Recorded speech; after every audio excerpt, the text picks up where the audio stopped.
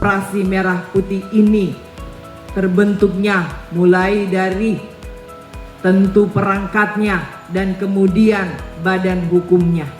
Saya laporkan secara langsung dan beliau mengucapkan terima kasih, dan terima kasihnya itu diberikanlah juga apresiasi kepada ibu dan bapak dengan memberikan satu koperasi per desa kelurahan dana sukarela sebesar 10 juta rupiah per desa kelurahan.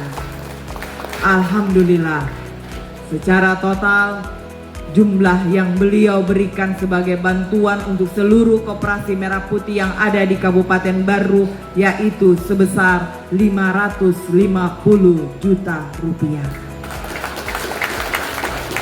Yang 10 juta itu dari mana itu? Itu dari pemberian sukarela dari Pak Nurdin Halid.